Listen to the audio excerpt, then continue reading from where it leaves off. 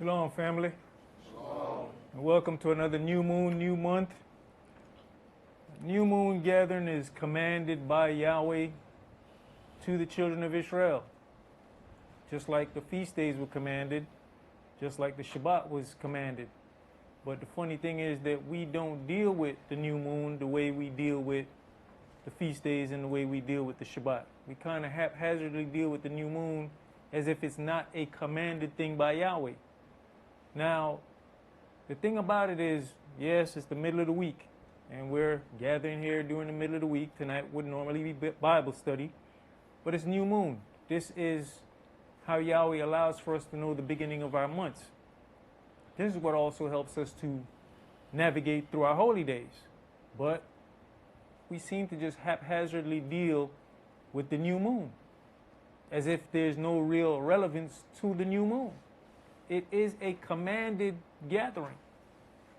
Now, although we're here in the middle of the week and the room is kind of, I would say, scanty compared to a feast night or the Shabbat, it's still a commanded gathering. It's the middle of the week, and had it been a feast night, the room would be packed. So why don't we understand that the new moon is supposed to be dealt with in the same manner?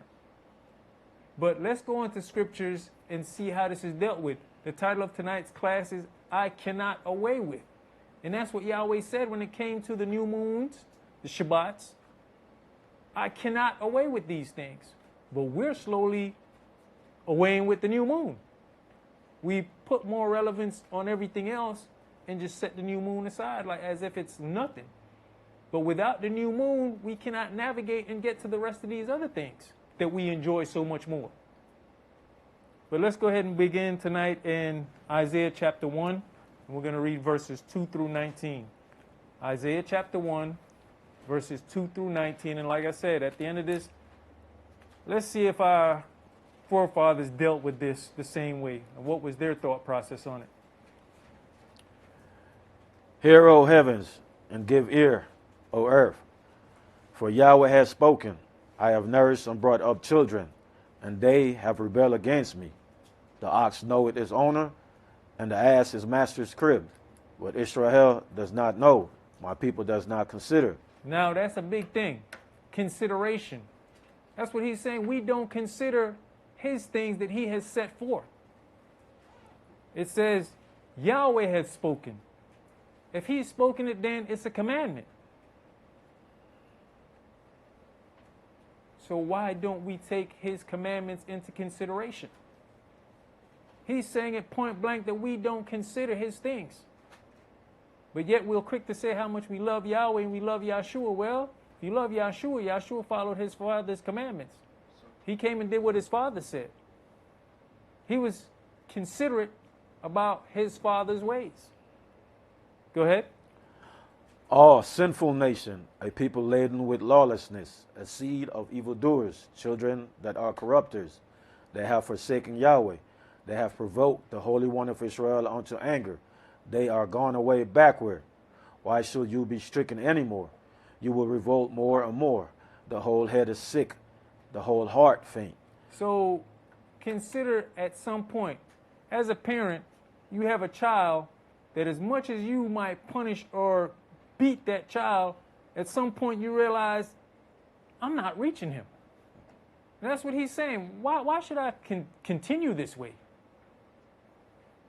I'm becoming grieved because I want better for you. But you just don't want to do better. Go ahead. From the sole of the foot even unto the head, there is no soundness in it, but wounds and bruises and petrifying sores. They have not been closed, neither bound up, neither mollified with ointment. Your country is desolate. Your cities are burned with fire. Your land, strangers devour it in your presence. And it is desolate, as overthrown by strangers. And we sit here and we deal with this right now. We see what's going on in the land. We have an understanding that those are not the people of the land. So we can all relate to this right now. Those of us who know who we are, we can relate to that. Your country is desolate. Your cities are burnt, your land, strangers devour it. Go ahead. And the daughter of Zion is left as a cottage in a vineyard, as a lodge in a garden of cucumbers, as a besieged city. Except Yahweh of hosts had left unto us a very small remnant, we shall have been as Sodom, and we shall have been like unto Gomorrah. Hear the word of Yahweh, you rulers of Sodom. Give ear unto the law of our Elohim, you people of Gomorrah. To what purpose is the multitude of your sacrifice unto me, said Yahweh. I am full of the burnt offering of rams, and the fat of fed beasts, and I delight not in the blood of bullocks, or of lambs, or the goats, or the he-goats, excuse me. And when you come to appear before me, who has required this at your hand, to thread my courts, bring no more vain oblation. Incense is an abomination unto me. Incense is an abomination unto me. The new moons and Sabbaths, the calling of assemblies, I cannot away with. It is lawlessness, even the solemn meeting. Now, look at what he started with. He started with the new moon. He said the new moons and Shabbats, the calling of assemblies, I cannot away with. The new moon is what we use to gauge to set up our feast days. He didn't go in and say your new moons and your feast and your Shabbats. The new moon is the gauge. Without knowing the new moons, we can't begin to set up our feast days. So there's a relevance and an importance to the new moon, although we don't adhere to it. In verse 12, he asked, who has required this at your hand? That's a rhetorical question. We know who required this at our hands. Yahweh. But what he's talking about is treading down his course, the way you appear, the way you deal with these things. The part about who required it, he required these things, but the way you come and deal with it is something different. Go ahead. Your new moons and your appointed feasts my soul hate. They are a trouble unto me. I am weary to bear them. So your new moons and your appointed feasts my soul hates. So if you're dealing with the new moon haphazardly, which is the beginning of you making your way to the feast days, you've already started dealing with it in a negative manner. So you haphazardly deal with the new moon, but then you want to go all out for my feast days. Come on, man. You're putting one over the other when I put importance on all of them. So by the time you get to your feast days, I'm not happy about your way of feasting. Look how you dealt with my new moons leading up to this. Go ahead. And when you spread forth your hands, I will hide mine eyes from you. Yeah, when you make many prayers, I will not hear you. I will not hear. Your hands are full of blood. So for those who don't understand how to pray, he just gave you the formula of praying. When you spread forth your hands. Not when you clasp your hands together, but when you spread forth your hands for prayer. There's your equation. There's your formula on how you're supposed to pray. Common sense. If you do this and you're trying to receive something, how are you going to get it? You're praying and you're asking for something, right? If you ask me for something, you have to put your hands out like that in order for me to put it in your hand, right? Okay. Go ahead.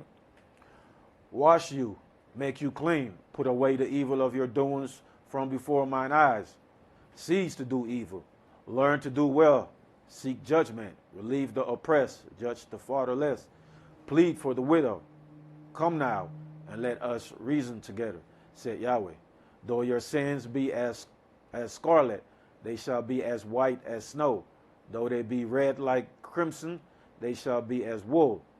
If you be willing and obedient, you shall eat the good of the land. And that's a big word. If you be willing and obedient. First, you have to have a willing heart. And then come the obedience after. But then he said, come, let us reason together. We can't even reason with one another as brothers and sisters. How are we going to set ourselves to want to reason with the Most High? practice makes perfect. So if we learn how to reason amongst each other, who were created in his image, then we'll be able to reason with him when it's time to reason with him. Let's go to Colossians chapter 2. Colossians chapter 2, and we're going to read verses 4 through 18. Once again, that if is a very big word. It's a very small word, but it's a big word. It's only 2 letters, but it packs a lot of weight. Colossians chapter 2, and we're going to start at verse 4. Verse 4. And this I say, lest any man shall beguile you with enticing words, for though I be absent in the flesh, yet am I with you in the spirit, joying and beholding your order, and the steadfastness of your faith in the HaMashiach, as you have therefore received Yeshua the HaMashiach, as you have therefore received the HaMashiach Yeshua the Adonai, so walk you in him, rooted and built up in him, and established in the faith, as you have been taught, abounding therein with thanksgiving.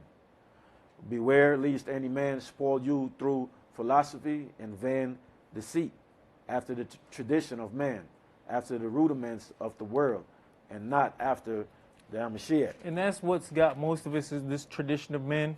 We come into the truth, we learn the truth, but the tradition of men is holding on to us so strong that we can't wait to get back out there. We can't wait to get back out there because we feel we're missing out on something. But that's all right. I'd rather miss out on the lake of fire and continue down this path. What? For simple reasoning where we can't reason amongst each other to correct our wrongs. But once again, what it says, if you be willing, then comes the obedience. Go ahead, priest. For in him dwell all the fullness of the Godhead bodily, and you are complete in him, which is the head of all principality and power, in whom also you are circumcised with the circumcision made without hands, in putting off the body of the sins of the flesh by the circumcision of the HaMashiach, buried with him in baptism, wherein also you are risen with him through the faith of the operation of Elohim, who has raised him from the dead. And you, being dead in your sins and the uncircumcision of your flesh, has he quickened together with him, having forgiven you all trespasses, blotting out the handwriting of the ordinance that was against us, which was contrary to us, and took it out of the way, nailing it to his cross. And having spoiled principalities and powers, he made a show of them openly, triumphing over them in it. Let no man therefore judge you in the meat, or in drink, or in respect of an holy day, or of the new moon, or of the Sabbath days. And it's funny how this new moon keeps coming before the Sabbaths and the feast days and the holy days. It's setting a precedence for these things. Go ahead. Which are a shadow of things to come, but the body is of HaMashiach. Let no man beguile you of your reward in a voluntary humility and worshiping of angels, intruding into those things which he has not seen, vainly puffed up by his fleshly mind. And that's the thing. We love to hear stuff about angels. Getting puffed up with this whole idea of angels and all this type of stuff. Something that has nothing to do with us. The angels got their own fight and their own care. And we can see the most disobedient one of them all is still showing up for his appearances. So what else is he doing in order that we're not doing? What else is he there for that hasn't been revealed to us in Scripture? But we know for one thing, he shows up for his appearances. 1 Samuel, Isaiah chapter 66 and 23 says, And it shall come to pass that from one new moon to another, and from one Shabbat to another, shall all flesh come to worship before me, says Yahweh. So if we can't even get it right, what chance does the others have? It says all flesh. It didn't say all Israel. So at some point, everybody's going to have to understand the importance of the new moon. But here we are with the knowledge, but not putting forth maximum effort in observance of the new moon when it is new moon time. Like I stated earlier, I bet you if this was a feast night, the room would be full. But yet we place no importance, and we keep seeing it here. It starts new moon, new moon, new moon, new moon. Let's go to 1 Samuel chapter 20, and we're going to start with verses 5 through 7. 1 Samuel chapter 20, and we're going to read verses 5 through 7 to begin. Verse 5. And David said unto Jonathan, Behold, tomorrow is the new moon, and I shall not fail to sit with the king at meat. But let me go, that I may hide myself in the field unto the third day at evening. If your father at all miss me, then say, Thou we earnestly ask leave of me, that he might run to Bethlehem, his city. For there is a yearly sacrifice there for all the family. If he say thus, it is well. Your servant shall have peace. But if he be very angry, then be sure that evil is determined. Then be sure that evil is determined by him. So this is David, who is to be king. At this point, he's already anointed king, but he's not sitting on the throne yet. But he knows there's an expectation when it comes to the new moon. This is one of our forefathers. And look how he's dealing with the new moon. He said, Behold, tomorrow is the new moon, and I should not fail to sit with the king at meat. So it's expected that I should be there. But now look what he uses as in his excuse. He says, If your father at all miss me, then say, David earnestly ask leave of me, that he might run to Bethlehem, his city, that's where he's from, for there's a yearly sacrifice there for all the family. So that means the family is doing something on the new moon. So that means that would be more understandable. He's not here with me observing the new moon, but he's with his family observing the new moon, because they have a yearly sacrifice. It's still taking place on the new moon. He's still going about some observance of the new moon. Let's jump to read verse 18 for me, please. Then Jonathan said to David, Tomorrow is the new moon, and you shall be missed, because your seat will be empty. So Jonathan is also letting you know there's an expectation.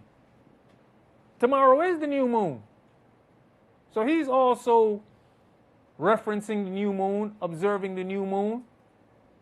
And he said, you're going to be missed because your seat going to be empty.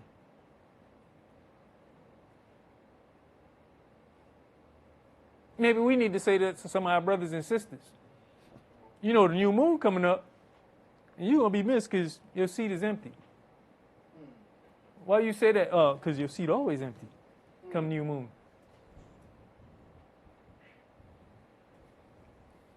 Go ahead and jump to verse 24 for me, please.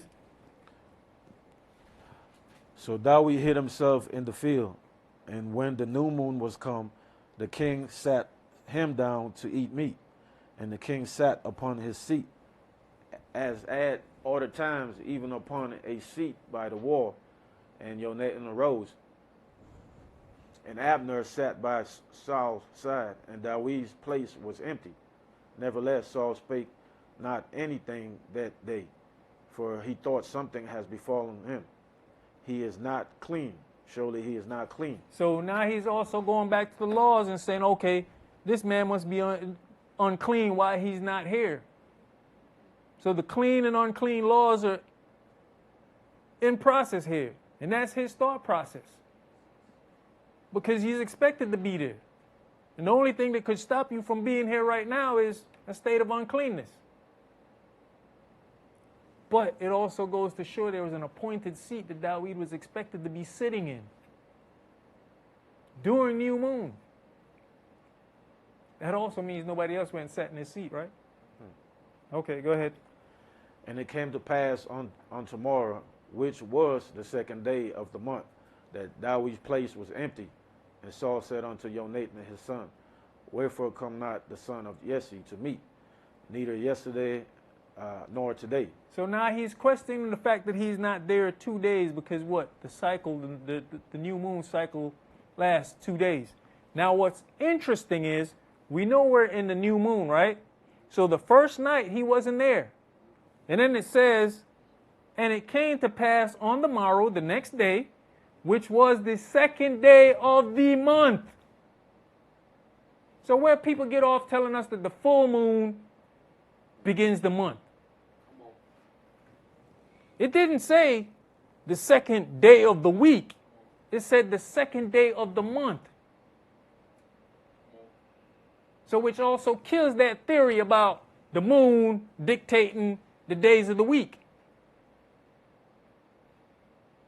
As far as the weekly days go. Because you got those who try to use the moon to figure out how the Sabbath is. No, this says this was the second day of the month. Not the second day of the week. And as much as we've read it, takes time and something actually popped out. They made it plain, point blank, simple, second day of the month. So the first day of the new moon is the first day of the month. We don't need no calculations to figure this out. It's right there. It's simple.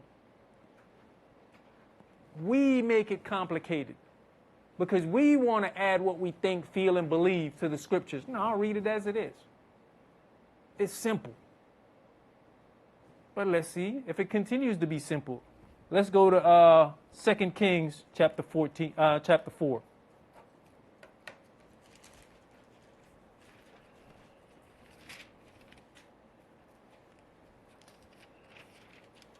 2 Kings chapter 4, and we're going to read verses 18 to 23.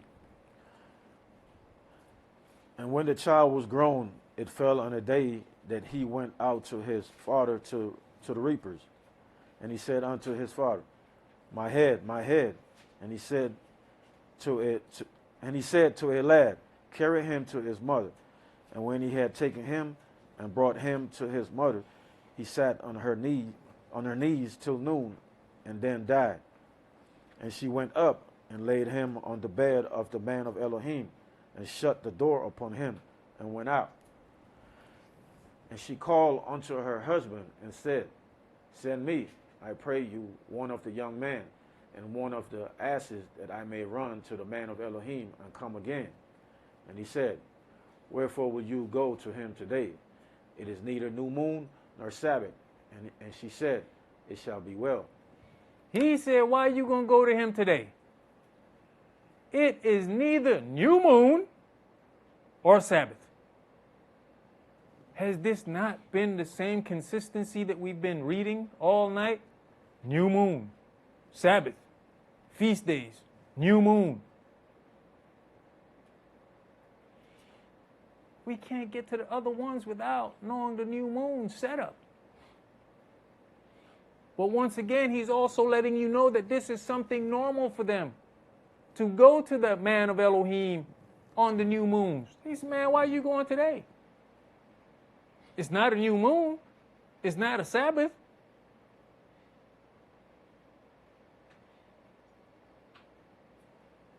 So you see what they were used to doing. When they were used to gathering with the man of Elohim. But let us not only make those the only occasions that we get with the man of Elohim. If you need to get with the elder priest, and it's not new moon or Sabbath, then you go make an appointment to see the elder priest, which is what she's doing right now. I don't need to wait till then. What I need is urgent. That was that? Or? Yeah, that's it. All right. Let's Psalms chapter 81 and verse 3 says, Blow up the trumpet in the new moon in the time appointed on our solemn feast days. Blow up the trumpet in the new moon in the time appointed. on our solemn feast days. Once again, the new moon is setting up all these things. Without understanding the new moon, we don't know the appointed feast days. It is the new moon that helps guide us to those things. But yet, we deal with it as it has no importance. Elder has taught all of us how we can calculate the holy days on our own.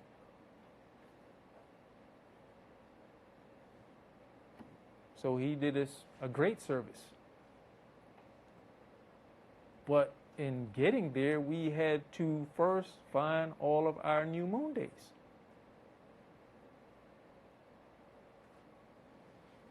Let's go to Exodus chapter 12.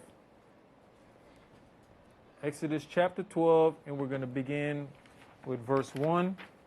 Exodus chapter 12, we're going to read verses 1 through 28. Verse 1. And Yahweh spake unto Moshe and Aaron in the land of Egypt, saying, This month shall be unto you the beginning of months. It shall be the first month of the year to you. Speak you unto all the congregation of Israel, saying, In the 10th day of this month they shall take to them every man a lamb, according to the house of their fathers. So, the 10th day of the month. So in order for them to get to the 10th day, there had to be a first day, and they had to figure out what was going to be the first day. So at this point of having this conversation, they have some kind of knowledge of dealing with the new moon. Yahweh didn't come out and mention the new moon. He said this is going to be the beginning of your months, and on the 10th day of this month, this is what I need you to do. So was there already an understanding of the new moon? Go ahead, priest. A lamb for an house. And if the household be too little for the lamb, let him and his neighbor next unto his house take it according to the number of the souls. Every man according to his eating shall make your count for the lamb. Your lamb shall be without blemish, a male of the first year. You shall take it out from the sheep or from the goats, and you shall keep it up until the 14th day of the same month. And the whole assembly of the congregation of Israel shall kill it in the evening. And if they shall take of the blood and strike it on the they shall take of the blood and strike it on the two side posts and on the upper door post of the house, wherein they shall eat it. And they shall eat the flesh in that night, roast with fire and the unleavened bread, and with bitter herbs they shall eat it. Eat not of it raw, nor sodden at all with water, but roast with fire, his head with his legs, and with the portents thereof.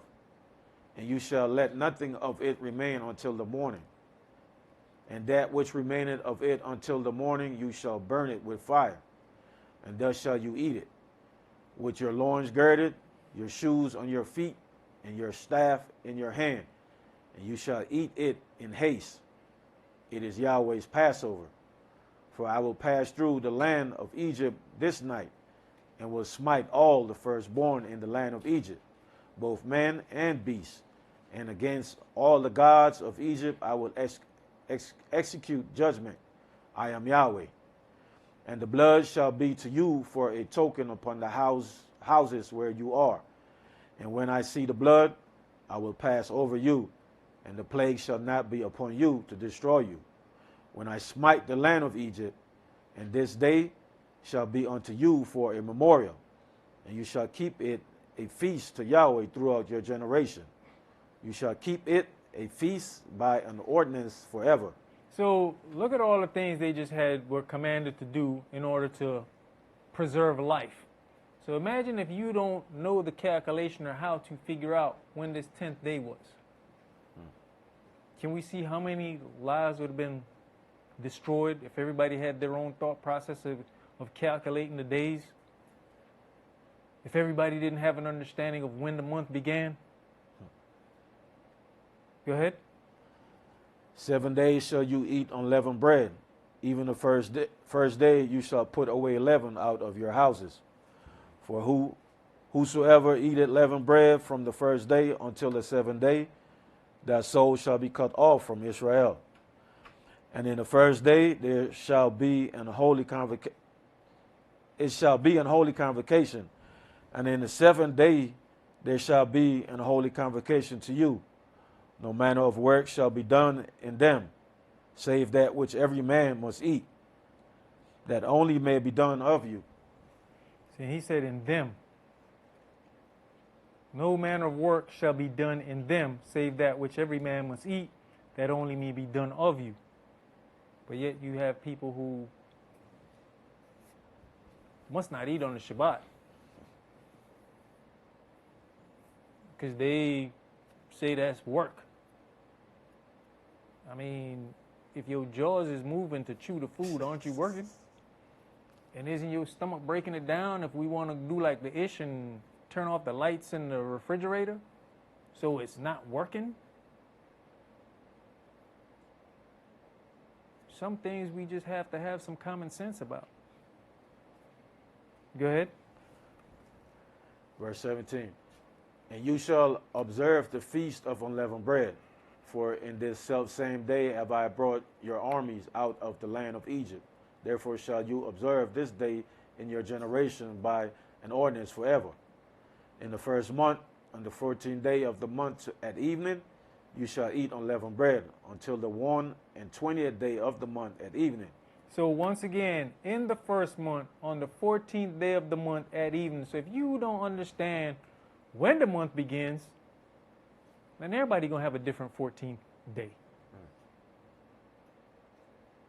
If you don't understand when the first month is, everybody's stuff going to fall at a different point in time. Go ahead. 7 days shall there be no leaven found in your houses. For whosoever eateth that which is leavened, even that soul shall be cut off from the congregation of Israel, whether he be a stranger or born in the land. You shall eat nothing leavened. In all your habitations shall you eat unleavened bread. And Moshe called for all the elders of Israel and said unto them, Draw out and take you a lamb according to your families, and kill the Passover. And you shall take a bunch of hyssop and dip it in the blood that is in the basin, and strike the lintel and the 2 side posts with the blood that is in the basin. And none of you shall go out at the door of his house until the morning. For Yahweh will pass through to smite the Egyptians. And when he seeth the blood upon the lintel and on the 2 side posts, Yahweh will pass over the door and will not suffer the destroyer to come in unto your houses to smite you. And you shall observe this thing for an ordinance to you and your sons forever. And it shall come to pass, when you be come to the land which Yahweh will give you, according as he has promised, that you shall keep this service. And it shall come to pass, when your children shall say unto you, What mean you by this service? That you shall say, It is a sacrifice of Yahweh's Passover, who passed over the houses of the children of Israel in Egypt. And when he smote the Egyptians and delivered our houses, and the people bowed the head and worshipped. And the children of Israel went away and did as Yahweh had commanded Moshe and Aaron, so did they. And the children of Israel went away and did as Yahweh had commanded Moshe and Aaron, so did they. So at this point, it's very important to be tentative to the instructions, because you're preserving life. But it said it's an ordinance forever. So these things we still need to do to preserve life. We still need to be on this one accord on thus says Yahweh. Not because we don't see the Egyptians per se coming at us, or the destroyer knocking at the door, which the destroyer is always knocking at the door. So just as they did then to preserve life, we need to be doing now. And look who they listened to. 2 men. As Yahweh had commanded Moshe and Aaron, so did they. But yet everybody got a problem with listening to a man nowadays. The next set of scriptures I thought was in the Apocrypha that we have, but it's not in there. It's Sirach, chapter 39. And we're going to read verses 1 through 12. So at this point, you're probably just going to have to listen to Priest Mishael read it, because it's not in the Apocryphas that we have. It's Sirach, chapter 39. And we're going to read verses 1 through 12. Verse 1. But he that giveth his mind to the law of the Most High, and is occupied in the meditation thereof, will seek out the wisdom of all the ancient, and be occupied in prophecies. He will keep the sayings of the renowned man, and where subtle parables are, he will be there also. He will seek out the secrets of grave sentences, and be conversant in dark parables. He shall serve among great men, and appear before princes. He will travel through strange countries, for he has tried the good and the evil among men. He will give his heart to resort early to the Adonai that made him, and will pray before the Most High, and will open his mouth in prayer, and make supplication for his sins. When the great Adonai will, he shall be filled with the spirit of understanding. He shall pour out wise sentences, and give thanks unto the Adonai in his prayer. He shall direct his counsel and knowledge, and in his secrets shall he meditate. He shall show forth that which he has learned, and shall glory in the law of the covenant of the Adonai. Many shall command his understanding, and so long as the world endureth, it shall be blotted out. His memorial shall not depart away, and his name shall live from generation to generation. The nations shall show forth his wisdom, and the congregation shall declare his praise.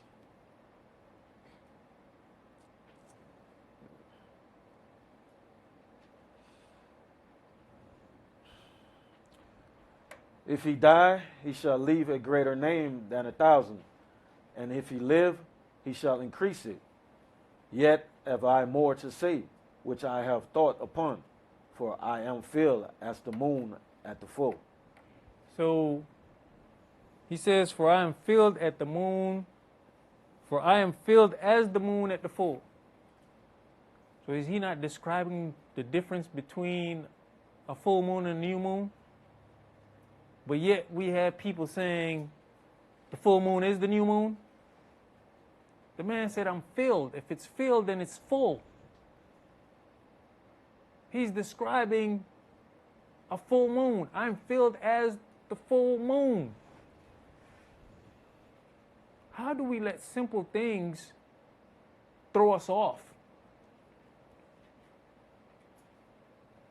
Our ancestors had enough sense to know what a full moon looks like. A man just described a full moon and called it full.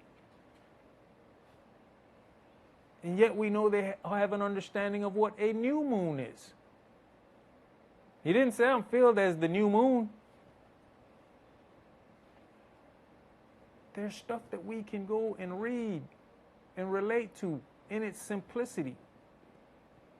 But we have to be willing to accept simplicity. We just want and think everything should be so complicated. Therefore, we can have something over one another to use over one another as being some smart one.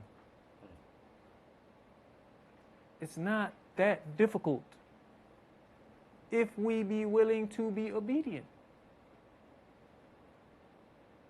But it's the willingness of the heart that has to come forth first. All right, let's hear the conclusion. We're going to go to Sirach chapter 43. This is in the same book again, chapter 43, and we're going to read verses 5 through 7. Verse 5. Great is the Adonai that made it, and at his commandment run it hastily. He made the moon also to serve in her season for a declaration of times, and a sign of the world. From the moon is the sign of feast, a light that decreaseth in her perfection. That's it. All right. You know what? Hold on. Let me just look at one thing here. Something was just brought to my attention here, my brother. Let me just look and verify, just in case anybody wants to go back and read this for themselves. 5 through 7. All right. If you have an apocrypha and you want to go back and read Sirach, it's also Ecclesiasticus in the apocrypha. So you can get that opportunity to go back and read what is listed as Sirach 39, verses 1 through 12, and Sirach 43, verses 5 through 7. So go back and take a look at Ecclesiasticus. All right. But like he just stated, the moon is for signs, seasons. These are the things that help us to navigate our way to our feast days.